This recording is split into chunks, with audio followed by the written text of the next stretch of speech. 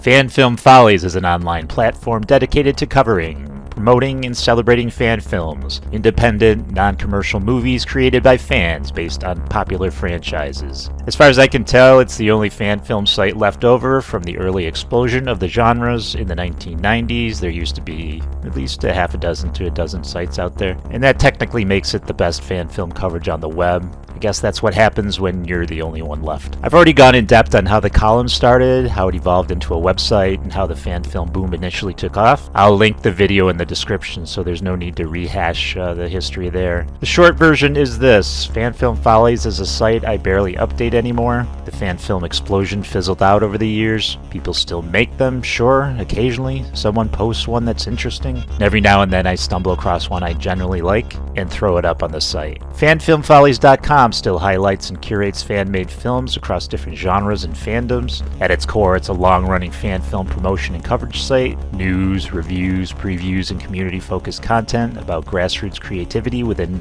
fandoms. But for a long time, fan films felt like a dying art form. But now there's a new tool in town, and suddenly fan films seem to be making some kind of comeback. Artificial intelligence is transforming nearly every aspect of filmmaking, but its impact is especially significant in fan film culture. Fan films have always been made under tight constraints, limited budgets, small crews, borrowed locations, DIY effects, and a lot of passion. I helped make one, so I know how much work it takes to put into it and how much limited resources you have. But AI changes that equation. Rapid advances in AI video generation, editing, voice synthesis, and visual effects are pushing fan films into a new era, one where the technical and financial barriers are lower than ever before. According to industry projections, the market for AI-generated video content is expected to exceed $10 billion by 2027. Not just because of studios, but because independent creators and fans are driving the demand. Today, a single creator or a very small team can generate cinematic-looking footage using AI video tools like Runway Gen 4, Flux Pro, and other text-to-video models.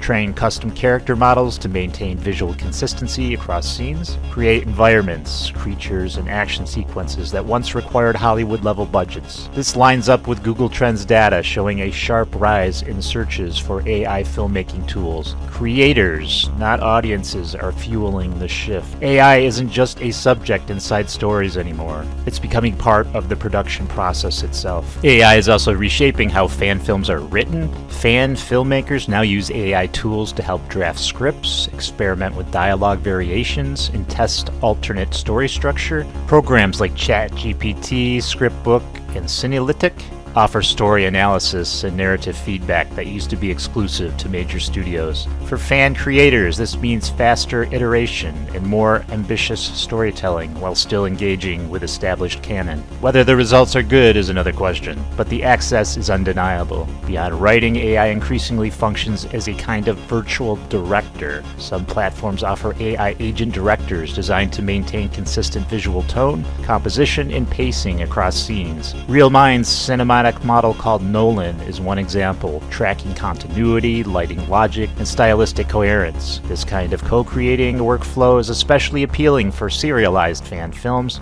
or universe-expanding projects where consistency is hard to maintain over long timelines. AI doesn't replace creative decisions, but it does speed them up. One of AI's most ambitious strengths is scene recreation. Faithful reimaginings of iconic moments have always been central to fan films. AI supercharges this ability. Creators can now recreate emotional charged scenes through multi-image fusion, explore alternate emotional readings of familiar moments, closely match or intentionally deviate from established visual canon. This level of control allows fans to reinterpret beloved material with precision, reinforcing the idea of fan films as celebratory reinterpretations, not official replacements. At least in theory. AI dramatically reduces production costs by automating traditionally labor-intensive tasks. Editing tools like Descript and Firecut simplify post-production, AI-based VFX platforms like Runway, Paper, and Wonder Studio deliver effects once reserved for professional studios. Voice synthesis tools such as 11 Labs, automated dubbing systems like Papercup, and AI storyboarding platforms including Boards and Adobe Firefly further collapse the pipeline. As a result, we're seeing the rise of the solo creator fan film. One person, sometimes two, can now generate material that visually resembles a full production team's output. The line between fan edits and complete fan films is dissolving. That said, things haven't really changed as much as people pretend. Just like in the 1990s, most fan films, even AI-generated ones, are pretty terrible. You still have to dig for the good stuff, and the good ones are still rare, maybe even rarer now, buried under mountains of flashy but empty content. And I'll continue to do what I always do, trying to focus on the best of the best. AI's most controversial impact on filmmaking involves actor likeness. Model AI systems can generate realistic digital doubles, clone or closely imitate voices, recreate facial expressions and gestures, and synthesize new performances from past data. This allows for de-aging, resurrecting deceased actors, and producing scenes without an actor's physical presence. Technically impressive, creatively tempting, ethically messy. The core issue is consent. Actors traditionally agree to specific performances for specific projects. AI breaks that model. Once scans or recordings exist, they can theoretically be reused forever. And actors worry about performances appearing in projects they never approved, their image being altered or extended beyond original intent, digital versions showing up in low quality or objectable material, human performers, especially background actors, being quietly replaced. And legally, ownership of digital likeness is still a gray area. Beyond economics lies a deeper concern: artistic integrity. Acting isn't just appearance, it's interpretation and intention. When AI assembles a performance, who is responsible for its emotional choices? Is this still the actor's work? Does the audience deserve to know when something is synthetic? Critics argue that unchecked AI risks hollowing out the human core of storytelling. Not all AI use is inherently bad. Many actors support limited, transparent applications like de-aging with consent, technical continuity fixes, or voice preservation for accessibility. Take James Earl Jones. He passed away and he's still doing the voice of Darth Vader. The real conflict isn't technology, it's control. This brings us to a notable pattern in AI fan films right now: rapid montages. Familiar characters, dramatic lighting, intense stares, one line of dialogue, cut to the next phase. These aren't scenes, they're moving mood boards. AI is great at spectacle, it struggles with sustained motion, emotional continuity, and dialogue-driven performances. Short clips avoid those problems and go viral faster. These projects thrive on recognition and vibe, not storytelling depth. They're optimized for pausing, replaying, screenshotting, and arguing in comments. Most of these videos feel emotional without actually telling a story. Music, slow motion, and loaded imagery do the heavy lifting. Viewers mentally project imagined performances onto what they're seeing. It feels like you watched a movie that doesn't exist, when really you watched animated concept art. Expand most of these into full scenes, and they fall apart. AI is currently much better at recombination than storytelling. If there's one franchise that completely dominates the AI fan film space right now, it's Star Wars. Scroll through YouTube, TikTok, and Reddit's AI video communities, and you'll find an endless stream of Star Wars reimaginings, alternating casting,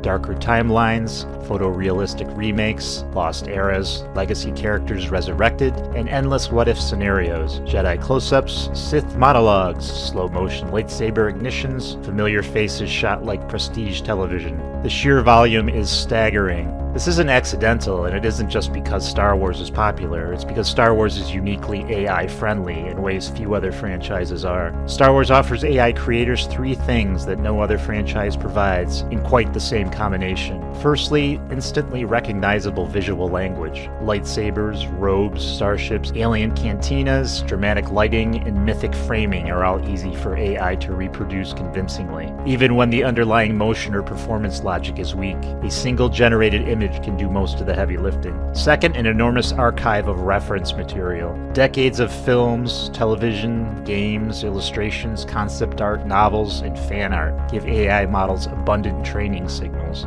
The aesthetics are deeply saturated in global culture, which makes even rough AI outputs feel right at a glance. And the third thing is a fandom already accustomed to reinterpretation. Star Wars fans have been remixing canon since the 1970s. Alternate timelines, headcanon recasts, and open debate about what should have happened are baked into the culture. AI simply accelerates a process that was already happening. Plus, back in the day, it was pretty much the same story. There was more an abundance of Star Wars than pretty much any other intellectual property. AI doesn't need to invent meaning in Star Wars, it just has to trigger recognition. Despite the massive volume, many AI Star Wars fan films blend together. That's because most of them rely on the same structural shortcuts, rapid montages of iconic characters, dramatic lighting and shallow depth of field, familiar faces staring intensely into the middle distance, vaguely ominous music, one or two lines of dialogue, if any. These films aren't really films, they're aesthetic affirmations. They exist to say, you recognize this, you already care about this. Star Wars is especially prone to this because the franchise's emotional weight often comes from legacy, symbolism, and archetype, not from subtle character behavior. AI struggles with sustained performances, so creators lean into the mythic imagery instead. As a result, most of these projects function like animated concept art rather than storytelling.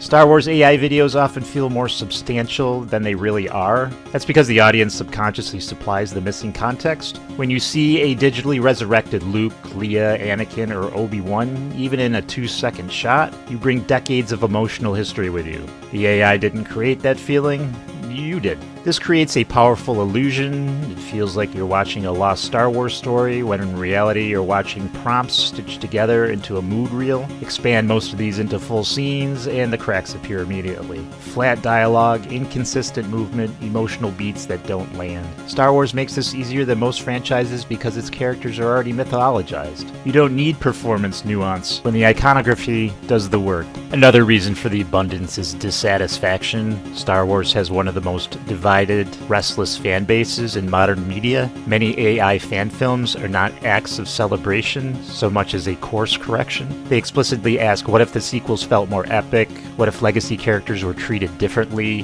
What if this had the tone of the Star Wars I imagined? AI becomes a way to visually argue with the franchise itself. Instead of writing essays or forum posts, fans now generate alternate realities. Short, punchy, shareable visions of what Star Wars could have been. The technology gives form to that long-standing impulse. Star Wars also sits at the center of the actor likeness controversy. No other franchise relies so heavily on legacy characters portrayed by real, globally recognizable actors across decades. AI-generated versions of young Luke, Leia, Han, and even characters played by deceased performers appear constantly in fan videos because these people are non-commercial, short, framed as homage or experimentation. They often slide under the radar, but the ethical questions remain unresolved. Is it acceptable to resurrect faces indefinitely? Does repetition normalize the idea that consent is optional? Star Wars fans aren't uniquely irresponsible, but they are operating at a scale where these questions become impossible to ignore. The abundance of Star Wars AI fan films doesn't signal a golden age, it signals access without discipline. When barriers drop and volume explodes, meaning tends to lag behind. Most of these projects will be forgotten as quickly as they're uploaded. A small fraction will stand out, not because they look more realistic, but because they show restraint, intention, and an understanding of why Star Wars resonated in the first place. The Force was never about spectacle alone. AI can generate infinite imagery, but it still can't answer the harder question: why does this story deserve to exist? That question hasn't changed since the 1990s, and Star Wars, more than any other franchise, makes that clearer than ever. What the hell is this place? One of the most visible and revealing outgrowths of AI-driven fan filmmaking is the explosion of the so-called versus fan films. These are projects where characters from entirely different franchises and intellectual properties are placed into the same space, often to face off, fight, or briefly coexist. Batman versus Darth Vader, Superman versus Goku, John Wick versus James Bond, Alien versus Predator versus Terminator, adjacent something else. This type of crossover isn't new. Fans have been arguing who would win since playgrounds and comic shops existed. What is new is how easily those arguments can now be visualized as moving images. AI hasn't invented versus fan films. It has removed the final barrier that kept them hypothetical. Versus fan films are exploding for three main reasons. AI erases production incompatibility. Before AI, crossing franchises was logically impossible for most fans. Matching visual styles, character scales, environments, and effects required real money and real labor. AI ignores those constraints. It doesn't care if one character comes from a gritty crime drama and the other from space opera mythology. It just blends them. Second, versus content is instantly legible. You don't need setup, you don't need backstory. Recognition does all the work. The moment the two iconic silhouettes share a frame, the audience understands the premise. That makes versus fan films perfect for short-form platforms and algorithm-driven feeds. And third, they offer resolution without commitment. Versus fan films rarely tell stories. They present moments, standoffs, clashes, head-to-head imagery. They answer the spectacle question while avoiding the harder narrative question of what it means. AI is well suited to exactly that kind of shallow but striking confrontation. Most versus fan films share the same limited structure: a dramatic reveal of character A, a dramatic reveal of character B, a glance, a stance, sometimes a single attack, a cut before consequences arrive. These aren't fights, they're visual thesis. They exist to spark debate, not resolution. The comments section becomes the real battleground, where fans argue power levels, canon interpretation, and perceived bias. In that sense, versus fan films are less cinema and more provocation. They're engineered prompts designed to activate fandom identities. AI excels at this because it can generate highly convincing beginnings, but endings require intent judgment and narrative authority, which AI still lacks. One consequence of AI-driven versus content is the total collapse of canon logic. Every franchise has its own internal rules, tone, and metaphysical assumptions. When you pit characters against each other, those systems collide, and sometimes has to give. AI resolves this the simplest way possible: vibes over rules. Who wins is determined less by narrative logic and more by visual dominance, cultural prestige, creator preference, and audience expectation. This is why many versus clips feel emotionally convincing but logically incoherent. They're not asking how would this actually work. They're asking what feels iconic. That's fine, but it reinforces the idea that versus fan films are about affirmation and not exploration. Versus fan films push already murky copyright and likeness issues into even murkier territory. Unlike traditional fan films that stay within a single IP, Versus projects blur ownership boundaries entirely. Multiple studios, multiple actor likenesses, multiple sets of rights layered onto a single generated image. They often survive online because they are short, non-commercial, highly transformative in presentation. But legally, they're fragile. They persist largely because enforcement is selective and strategic, not because they're clearly permissible. Ethically, they also normalize something potentially dangerous: the idea that characters, and by extension performances, are communal assets to be freely recombined. AI doesn't create that mentality, but it accelerates it. There's another reason versus fan films resonate so strongly. They give fans a sense of authorship over culture itself. Studios rarely cross their own franchises meaningfully. Versus content does what official media usually won't. It breaks silos. It imagines a unified pop culture mythos where everything can collide. For fans who feel increasingly alienated from corporate storytelling, this feels like reclaiming the toys. AI gives them the ability to say, if you won't make it, I will. That impulse is powerful, but also untethered. Despite their popularity, versus fan films have a ceiling. They struggle with sustained tension, emotional arcs, consequences, and closure. A fight without outcome is a demo, not a story. As the novelty of AI spectacle fades, audiences will begin asking for more than just collisions of brand icons. At that point, versus creators will face a choice: evolve toward storytelling or remain stuck producing producing endlessly remixable moments. This latter will always exist, but it won't endure. Versus fan films are a symptom, not a destination. They represent a moment where technology has outrun permission, access has outpaced discipline, recognition substitutes for meaning. They're exciting, provocative, and culturally revealing, but also inherently shallow unless paired with intentional storytelling. AI makes it easy to ask, what would it look like if these characters fought? It does not answer the more important question, why should we care once they do?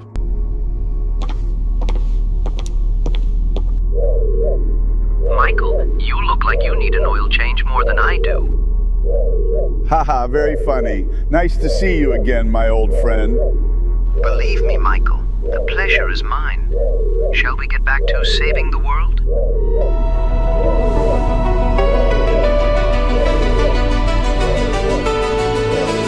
One of the quieter but more culturally interesting effects of AI fan filmmaking is how it's being used to bring old television shows back into visibility. Not reboots, not official revivals, something stranger and more fan-driven. These aren't attempts to fix modern franchises, they're attempts to revisit shows that the industry has already walked away from. Series that were canceled too early, existed before modern prestige TV aesthetics, never had the budgets to match their ambition, or simply aged out of cultural relevance. AI gives fans a way to ask a deceptively simple question. What would this look like if it were here today? Old television shows are uniquely compatible with AI reinterpretations for a few reasons. First, they are visually underdeveloped by modern standards. Many classic sci-fi, fantasy, and genre shows had strong concepts but limited production values, flat lighting, sparse sets, theatrical blocking, and heavy reliance on exposition. AI can immediately inject cinematic lighting, modern framing, atmospheric environments, and a contemporary sense of scale. Without changing a single line of dialogue or plot element, an AI reimagining can make a decades-old show look like something audiences expect today. Second, there's less brand volatility. Unlike Star Wars or Marvel, most older TV properties don't have an active studio presence defending tone, canon, or market positioning. That absence creates a kind of open cultural space where fan reinterpretation feels less confrontational and more archival. It doesn't feel like a rebellion, it feels like a restoration. Many AI fan films centered on older shows function as nostalgic memory triggers, but they're rarely pure recreations. Instead, they often ask, what if the show had modern pacing? What if it leaned harder into its darker implications? What if it had the budget its premise deserved? What if it were made as a limited prestige series instead of episodic TV? AI enables fans to explore these questions visually without committing to full episodes or story arcs. A single scene or even a montage is enough to communicate the idea. In that sense, these projects act like alternate timeline pilots that never intend to go to series. They're proofs of concept, not pitches. Old television revival attempts usually stumble over one major obstacle. Actors age, retire, or pass away. AI sidesteps that, sometimes uncomfortably. Fan projects now routinely de-age legacy actors, approximate performance based on archival material, generate spiritual identity versions of the characters. But interestingly, many AI fan films avoid strict likeness replication altogether. Instead of trying to perfectly recreate a specific actor, they often generate archetypical versions of the characters. Recognizable, but not exact. This is a crucial distinction. For older shows, the character's function often matters more than the actor's face. Fans aren't asking for perfect doubles, they're asking for the idea of the character translated into modern cinematic language. That makes old TV safer terrain for AI experimentation than contemporary franchises anchored to celebrity identity. A noticeable trend in AI revivals of older television is tonal darkening. Shows that were once episodic, light, or theatrical are often reimagined as grittier, moodier, more grounded, more psychological. Part of this reflects modern audience conditioning. Prestige TV has trained viewers to expect visual seriousness, moral ambiguity, and subtextual weight. AI fan films unconsciously mirror that expectation. This isn't necessarily an improvement, but it is revealing. It shows how AI fan creators aren't just reviving old shows, they're retrofitting them for contemporary taste. Whether that honors or erases the spirit of the original depends entirely on execution, which is where many projects fall short. Most AI fan films based on older TV properties stop at mood pieces. You rarely see fully realized dialogue scenes, long-form character development, episodic structures. That's not a technical problem, it's a cultural one. Old television shows were built on rhythm, routine, and accumulation over time. AI, by contrast, excels at instant visual payoff. The two philosophies don't naturally align. So fan creators gravitate toward title sequence reimaginings, concept trailers, and season 1 if made today montages. They're capturing potential, not continuation. And that's probably intentional. Deep continuation risks collapsing the illusion. What AI fan films do for old television shows isn't revival in the industrial sense, it's cultural maintenance. They keep these properties circulating in algorithmic space where they otherwise disappear. They remind audiences, and occasionally studios, that a concept once existed, mattered, and could still resonate. Sometimes that leads to official interest, more often it doesn't. But even when it doesn't, the act of revival has value. It reframes old shows not as obsolete artifacts, but as unfinished conversations. It's worth noting that most AI fan films about old television shows aren't trying to replace the original. They're not claiming superiority. They're not declaring canon invalid. They're saying there's still something here, worth looking at. That humility separates many old TV AI projects from franchise revisionist fan films elsewhere. The tone is more reflective than corrective. Less this should have been better, more this deserved another chance. AI fan films tied to old television shows reveal something important about the medium. AI isn't only a tool for novelty or spectacle, it's becoming a mechanism for cultural remembering, not preservation in the archival sense, but reinterpretation with intention. These projects sit somewhere between nostalgia, fan fiction, concept art, and historical what-ifs. They don't replace the past, they comment on it. And in doing so, they expose a truth that's been there all along. Many TV shows didn't fail because they were bad ideas. They failed because of timing, budget, or format. AI doesn't solve those problems, but it allows fans to imagine that, maybe under different conditions, things could have gone another way. That impulse, more than technology itself, is what's actually driving these revivals.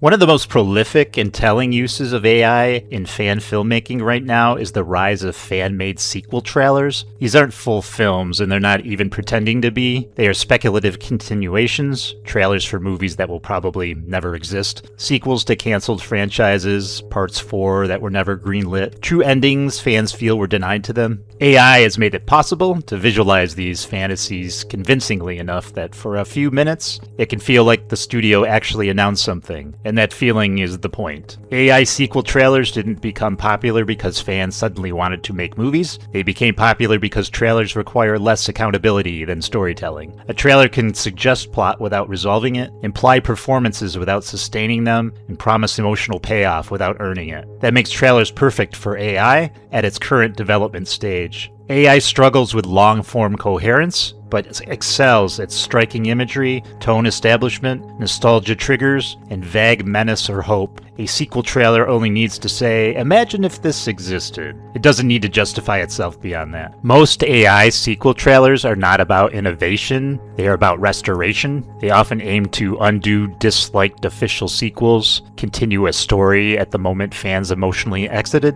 recenter characters fans felt were sidelined or mishandled, and reassert a tone fans believe was lost. These trailers function less like pitches and more like emotional closure exercises. They say, "This is the version I wish I'd seen." And because the trailer never has to progress into a real film, it never risks disappointing anyone further. AI sequel trailers lean heavily on nostalgia, not just emotionally, but structurally. They rely on familiar character reveals, iconic music cues or sound-alike scores, slow motion shots of older characters returning, voiceover lines that sound profound but say very little. Decades of attachment fill in the missing scenes. AI doesn't create continuity, It activates memory. That's why even clearly artificial visuals can still hit hard. The trailer doesn't need to convince you it's real. It only needs to remind you of how much you once cared. What makes AI sequel trailers so persuasive and so dangerous creatively is that they project certainty. The trailer implies intent. It suggests that someone knows where the story is going. But in most of these projects, there is no finished script, there's no thematic resolution, and there's no plan beyond the concept. The authority is simulated. This creates an illusion of storytelling mastery when what's really happening is curation, selecting familiar beats and arranging them into a promise. It feels decisive because trailers culturally signal legitimacy. We are trained to trust them. AI sequel trailers frequently rely on legacy characters, often played by actors who've aged out of the role, retired or passed on. These trailers can de-age actors seamlessly, approximate voices, generate performances that feel close enough. For fans, this can feel comforting, like history snapping back into place, but ethically, this is murkier than it appears. A sequel trailer doesn't just borrow a character, it borrows an identity. And because trailers don't contextualize labor or consent, the line between homage and appropriation blurs. It feels like continuation, but it may also normalize the idea that performances are reusable assets, not human acts. Studios rarely acknowledge AI fan trailers publicly, but they absolutely notice them. These trailers function as unpaid market research, test nostalgia draw from dormant franchises, reveal which characters audiences still respond to, and surface potential creative talent. In some cases, fan-made sequel trailers generate more engagement than official announcements because they tap into unmet desire rather than managed expectation. That doesn't mean studios will authorize what fans imagine. It means fandom has become an informal R&D department. Despite their popularity, AI sequel trailers have a very clear limitation. They cannot answer the hardest question of storytelling. What comes next, and why? They're built to avoid consequences. They live entirely in an anticipatory moment before choice, conflict, and resolution assert themselves. That's why so many of them end the same way. A dramatic character reveal, a line about one last fight or everything changes, a logo, silence. They stop exactly where responsibility would begin. AI sequel trailers are not evidence that fans want infinite content. They're evidence that fans want narrative dignity. They want endings that feel earned, continuations that feel intentional, legacies that feel respected.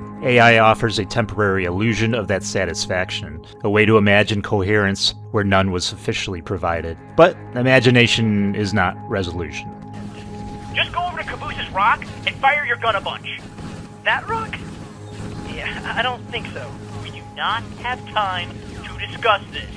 Sure, no time for you to discuss it. You get to hang out here with Nancy No Bullets, shooting the breeze. Meanwhile, I'm out there running around eating a machine gun sandwich.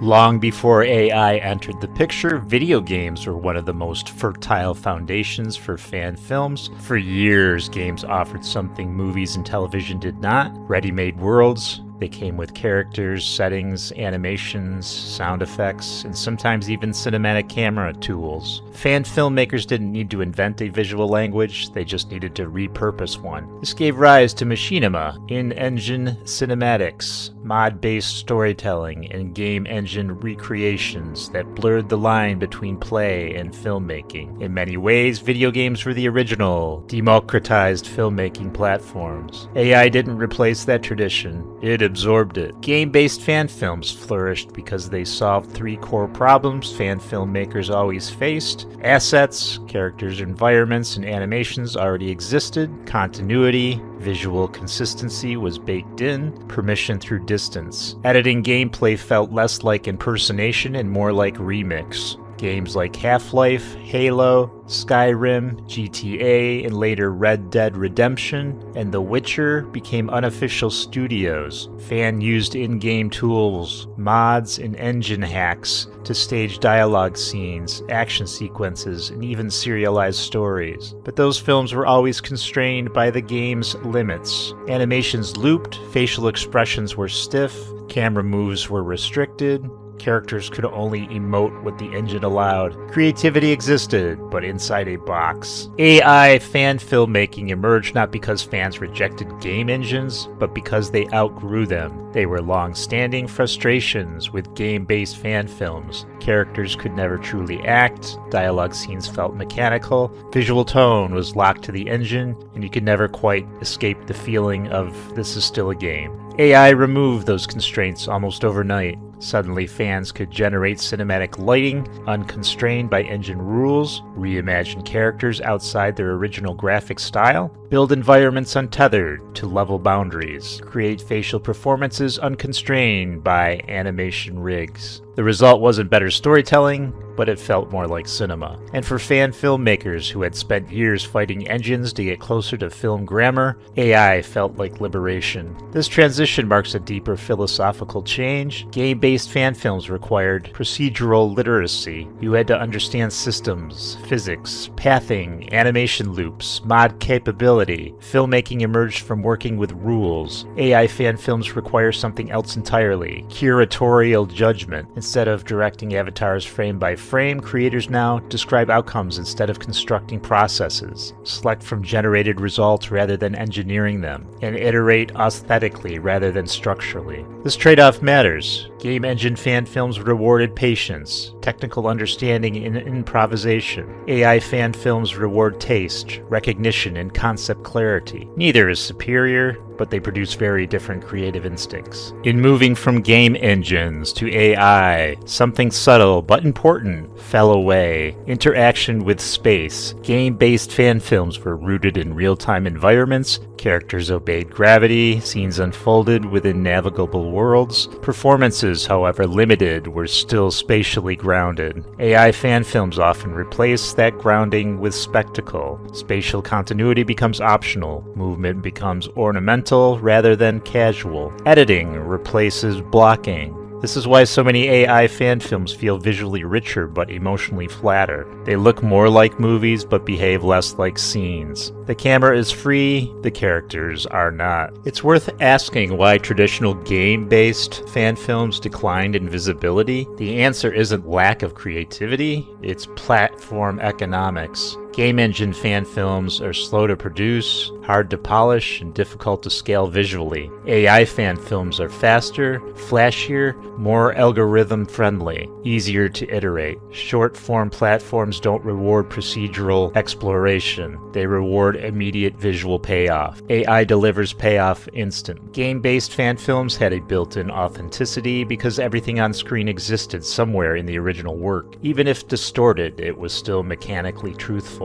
AI fan films replace that with perceptual authenticity. They don't replicate systems, they replicate appearance. This shift mirrors a broader cultural trend. Audiences increasingly value how something feels over how it's made. The question is no longer did this exist, but does this convince me? That change makes AI fan films emotionally effective, but also more ethically fraught. Importantly, this isn't a clean substitution. We're already seeing convergence. AI-generated sequences inside game engine worlds, AI-assisted facial performances layered onto machinima, game engines used as layout tools, and AI used for final imagery. The future fan filmmaker may not choose between game engines or AI, but treat both as part of the same pipeline. Games still provide logic, AI provides aesthetics. Today they approximate cinema more closely than either alone. The move from video game fan films to AI fan films isn't about technology, it's about ambition. Fans have always wanted to move closer to the language of professional filmmaking. For years, games were the closest available tool. Now AI promises a shortcut. Whether that shortcut leads to deeper stories or just better looking fragments remains unresolved. But the impulse hasn't changed since the earliest machinima experiments. Take something you love and make it speak in your own voice. AI hasn't changed that goal, it's just changed how easy it is to pretend you've reached it.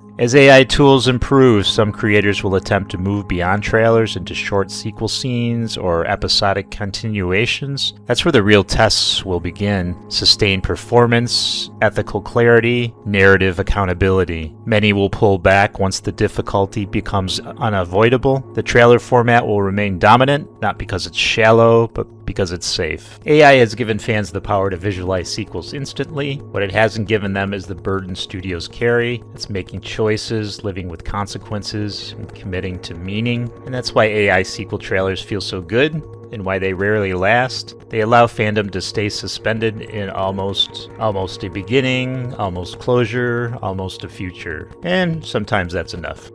We're pulling cleaner Tabana from the lower zones, less contamination, and better spin-seal ratios. Salah, I don't understand half of what you just said, but the results speak for themselves.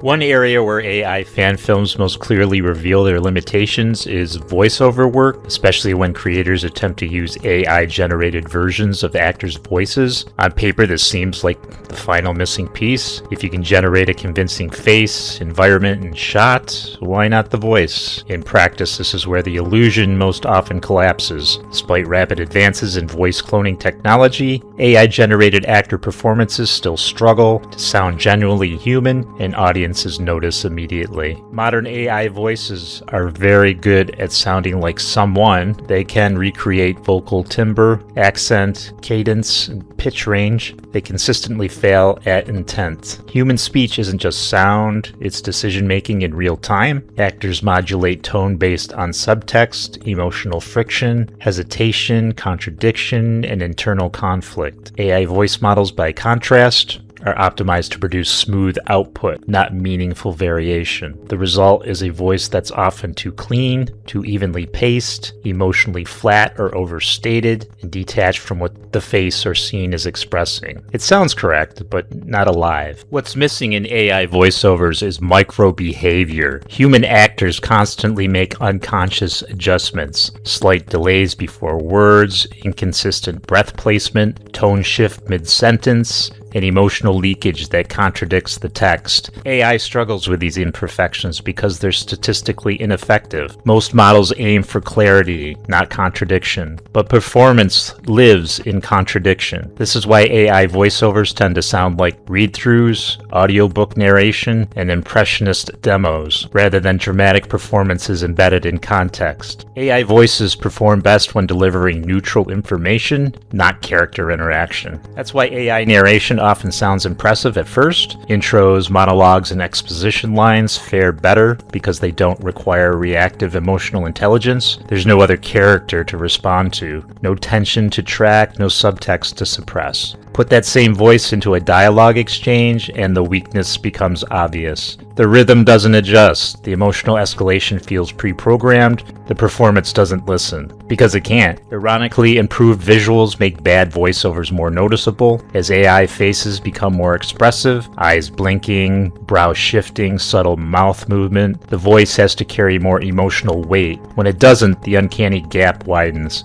This creates a strange reversal. Low-quality visuals plus AI voice equals tolerable. High-quality visuals plus AI voice equals unsettling. The more real the image becomes, the higher the performance standard climbs. AI voice currently can't meet that standard consistently. There's a persistent misconception in AI fan filmmaking that voice acting is primarily a technical problem, and it isn't. Voice acting is performance under constraint. Actors just don't read dialogue. They choose how not to say things. They control silence, implication, friction, and withheld emotion. AI voice models interpret text literally unless heavily manipulated, and even then, the manipulation is external. The model doesn't understand why a line should trail off, snap back, or contradict the expression on the character's face. It can imitate delivery, it cannot imitate meaning. Despite these shortcomings, fans continue using AI voices for a simple reason. They close the loop. Having a familiar voice, even a degraded approximation, makes the project feel complete.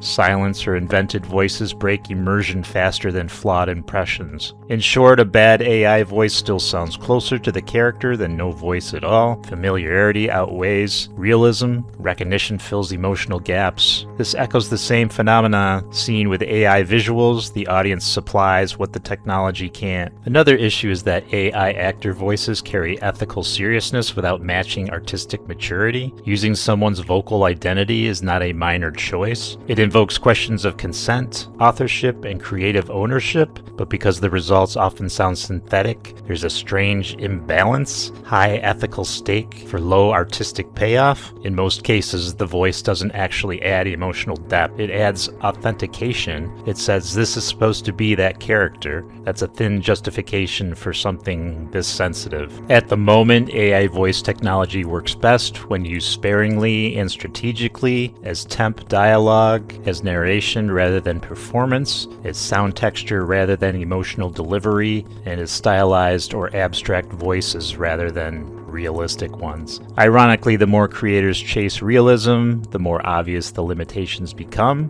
Stylization hides gaps. Literal performance exposes them. Voice is likely the last element of AI filmmaking to truly convince audiences, and for good reason. Faces can be faked, motion can be interpolated, environments can be synthesized, but voice carries identity, time, choice, and emotional casualty. It's deeply human in a way that's difficult to model without understanding intention. Until AI can generate performances that feel like decisions rather than output, AI voiceovers, especially actor replicas, will remain the weakest link. AI voice technology is impressive, efficient, and improving, but it's not yet capable of replacing performance. Right now, it creates the sound of acting without the behavior of acting, and audiences, even when they can't articulate it, feel that absence immediately. The technology will get there eventually. The question isn't whether AI voices will become realistic, it's whether creators will learn when not to use them first.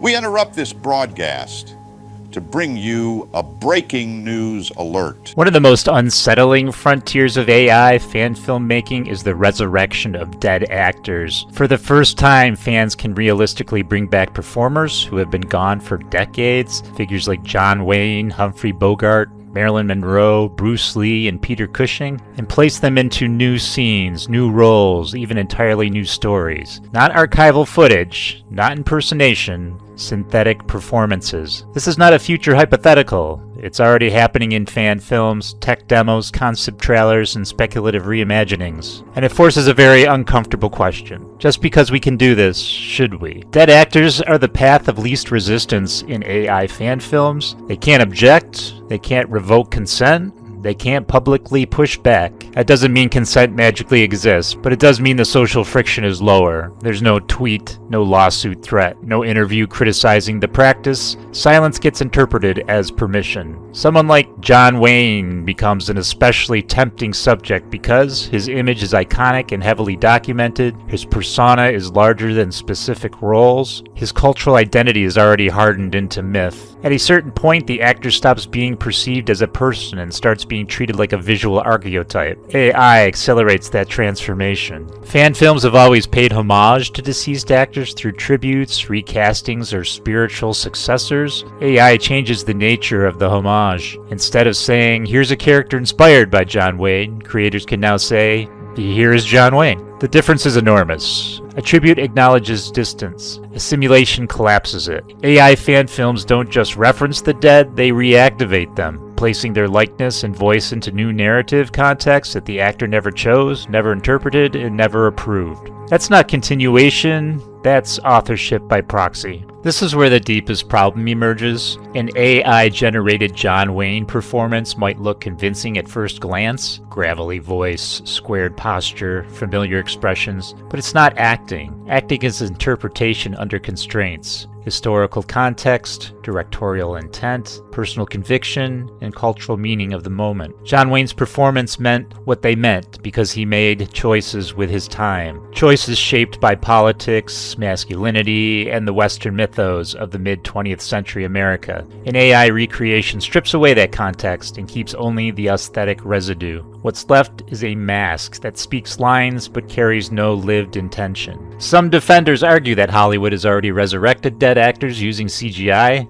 So what's new? Scale and permission. Studio resurrections typically involve estate approval, legal agreements, limited screen time, clear framing as technical necessity. AI fan films remove all that structure. Anyone can resurrect anyone, anytime, for any purpose. The actor's image becomes a raw material rather than a legacy. That's not technological evolution, it's a shift in power. John Wayne is a perfect example of how AI resurrection distorts meaning. Wayne wasn't just an actor, he embodied a particular American myth. Frontier masculinity, moral certainty, national identity. Placing him into new contexts, modern politics, morally ambiguous narratives, cross-genre experiments can feel thrilling, but it also risks retrofitting the myth without accountability. The AI performance can remove contradictions, smooth out historical baggage, make the actor say things he never would have said. In doing so, it rewrites cultural memory, not by argument, but by repetition. This is the biggest danger of resurrecting the dead through AI fan films: quiet normalization. Individually, these projects feel harmless, tributes, experiments, what-if scenarios. Collectively, they begin to reshape how we understand who these people were. Over time, the AI version can become more visible than the real one, more flexible, more repeatable, more aligned with contemporary preferences. The dead actor becomes editable,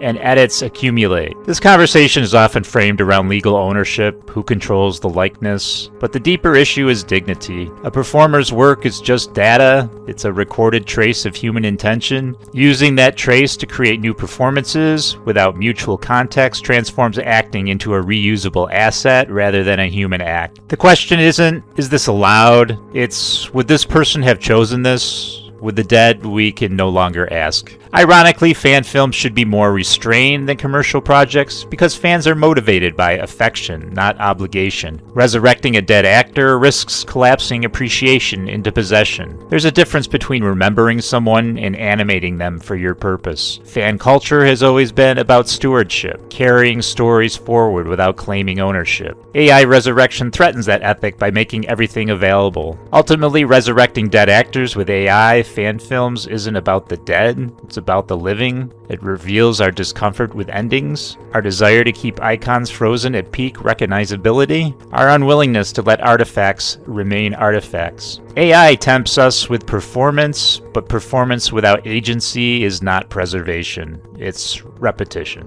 Right now, there's no shared standard for how far is too far, no cultural rulebook, no ethical consensus, no clear boundary between tribute and appropriation. Until that line is articulated, fan filmmakers will continue experimenting, sometimes thoughtfully, often carelessly. The technology won't stop itself, which means the responsibility falls entirely on creators to decide whether resurrecting the dead is an act of love or just another way to avoid letting stories and people rest.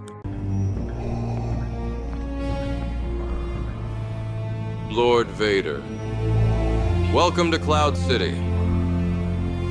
People who dislike or outright hate AI in relation to fan films or just AI altogether are not a monolithic group, but they tend to come from a few overlapping traditions. Longtime fan filmmakers, these people who build props, sewed costumes, borrowed cameras, begged friends to act, edited on consumer software, spent months or years on a 10-minute short. For them, fan films were never about polish, they were about commitment. AI fan films feel like a violation of that ethic, not because they're new, but because they appear to shortcut the struggle that defined the form. Practical effects and craft purists. This group doesn't hate technology per se, they hate unearned spectacle. From their perspective, fan films were interesting precisely because you could see the seams. AI erases the seams, no visible effort, no material constraints, no sign of physical presence, which leads to a core resentment. If the hard part is gone, what's the point? Artists concerned with authorship and consent. This group is often lumped in as anti-AI, but their objection is more specific. Their issue includes AI trained on copyrighted or unpaid labor, likeness usage without consent, dead actors resurrected without ethical framing. For them, AI fan films aren't just lazy, they're morally suspect. This concern is strongest when fan films clone well-known actors, simulate voices, imply endorsement or legitimacy. In those cases, the pushback is intense and justified. Viewers who feel emotionally cheated. This is quieter but widespread. Many viewers don't articulate it as "I hate AI." What they say instead is, "This feels empty, it looks amazing but I don't care," it's not real. They're responding to lack of earned emotion. Fan films traditionally asked audiences to forgive flaws because real people showed up, risk was visible, failure was sincere. AI work often asks for awe without vulnerability. That trade rarely holds. Almost every anti-AI argument in fan films reduces to one of these claims. AI replaces effort with output. Fan films were historically a process-based art form. AI shifts them towards a result-based one that feels wrong to people who valued seeing how the sausage was made. AI removes the human body. Fan films were about presence, the wrong hallway, the too small room, the amateur performer giving it their all. AI removes bodies entirely. That changes the emotional contract. AI fan films feel like advertising. This is a brutal one, but not inaccurate. Many AI fan films resemble studio trailers, resemble pitch decks, resemble marketing sizzle. They don't feel like fans making things. They feel like fans simulating what corporations already do. Which raises the uncomfortable question. If the goal is to look corporate, why do it independently at all? AI fandom rewards recognition over imagination. Instead of asking what story can I tell with my limits, AI makes it easier to ask what existing thing can I remix more impressively. That downgrade from storytelling to recognition angers people who entered fandom to expand worlds, not compress them into brand echoes. Here's where the conversation needs nuance. Many people say they hate AI, but what they actually hate is how AI is currently being used, specifically mass-produced fake trailers, misleading thumbnails, algorithm-chasing what-if content, resurrected actors with no commentary, zero narrative stakes. That's not AI's fault, that's incentives. It's the same phase fan films went through with green screen overuse, slow motion lightsaber duels, grim dark Batman voiceovers, endless episode 10 teasers that never became films.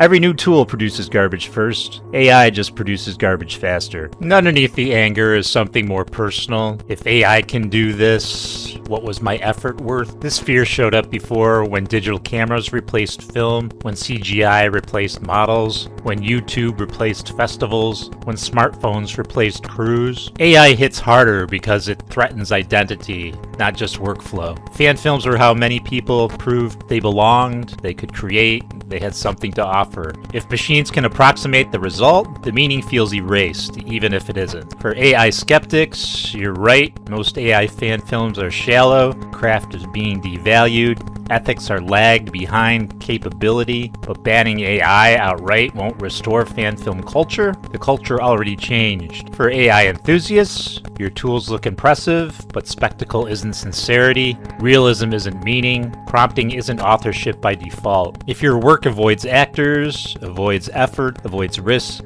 and avoids saying anything, people reject it instinctively, not out of fear, out of boredom. Right now, AI fan films sit in an awkward middle space, too synthetic to feel handsome, too amateur to feel institutional, too familiar to feel original. That's why resistance is so strong. Fan films thrive on limits. AI temporarily removes limits and collapses the form. Until creators voluntarily reintroduce constraints, human presence, visible choices, ethical framing, and personal stakes, AI fan films will continue to feel like hollow simulations of fandom, not expressions of it. Looking ahead, AI's impact will be layered, not a sudden takeover. Fan films will explode in volume before they improve in depth. We'll likely see a split. Short concept-driven reimaginings that remain popular and disposable, smaller story-driven projects that aim for coherence and restraint. Likeness restrictions will push creators toward stylization, abstraction, and originality. Ironically, those constraints may improve creativity. Eventually, some fan films will stop being fan films at all and evolve into original worlds, and audiences will stop being impressed by realism alone. What will matter instead is intention. Many AI fan films remain online not because they're legal, but because copyright enforcement on YouTube is reactive. YouTube doesn't decide what's infringing, right holders do. Content ID often results in monetization or tracking, not takedowns. Fan content functions as free marketing, data collection, and cultural maintenance. Short, non-commercial projects often fall into a tolerated gray zone, not permission. That tolerance can vanish overnight. AI isn't just enhancing fan films, it's redefining them. Lower barriers, higher volume, bigger ethical questions, and a widening gap between spectacle and substance. Fan films will thrive briefly and chaotically, then more selectively. The ones that endure won't be the most realistic, they'll be the ones that understand why they exist.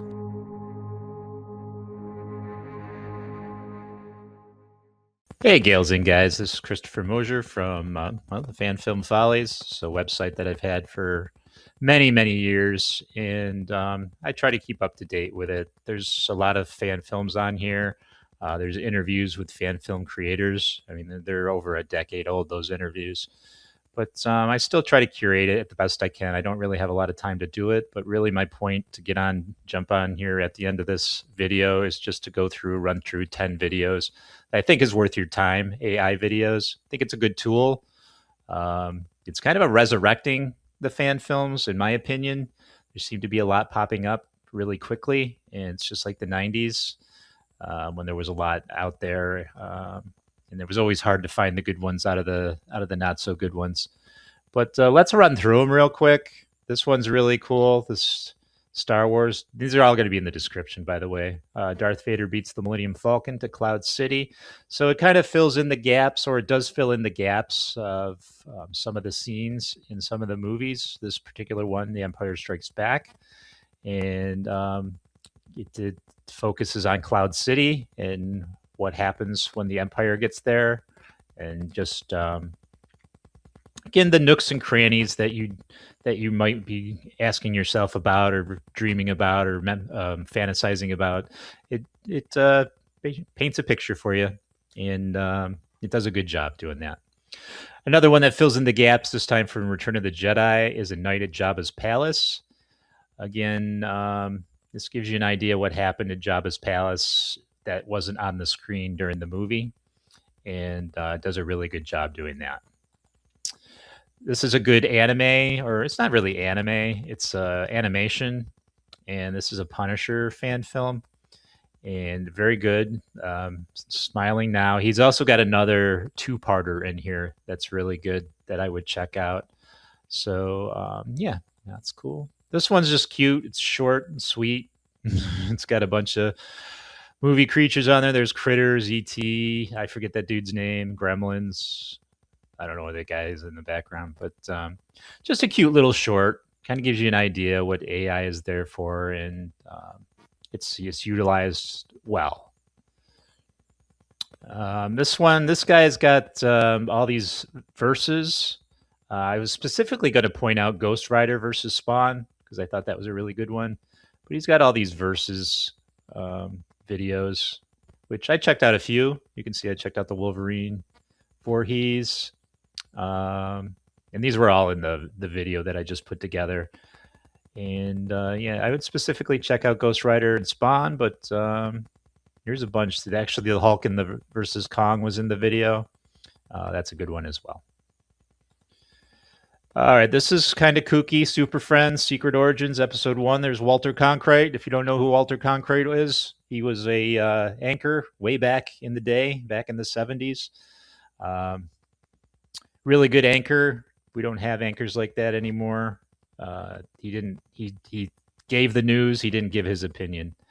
And it's good to see him again. Hey, Walter. We go back to when we were talking about in the video about bringing back or resurrecting people. This was well done. So, I mean, I'm not against it. It can be done well done. It can be well done. So in this case, it is. This is more of a reimagining video, and there's tons of these out there. I really enjoyed this one. This is G.I. Joe, obviously, and just give you an idea. There's tons and tons of them out there. Thundercats and He-Man, and you name it, and it's out there.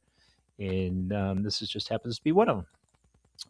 Indiana Jones and the Fires of Atlantis. This is another animation. This is also very, very good. This is a 3-parter, and it concludes very well, and I highly recommend it.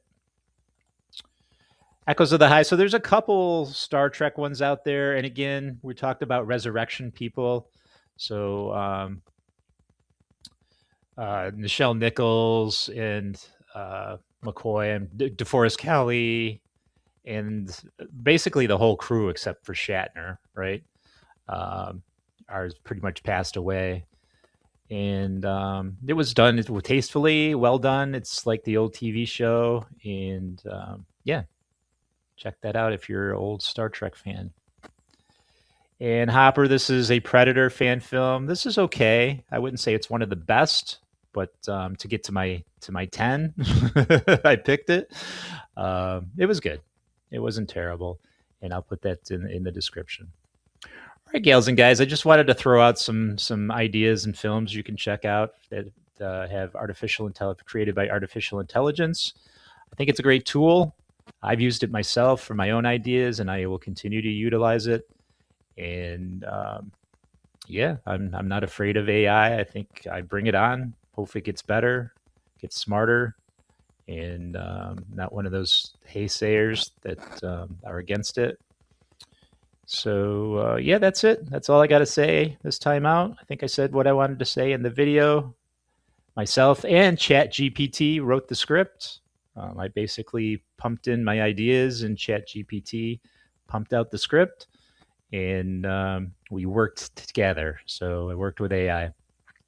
All right, gals and guys, I appreciate you as always. Please subscribe, like, share, certainly. Hit the bell for updates if there's still a bell. And I'll catch you later, and I'll catch you soon. All right. Peace out.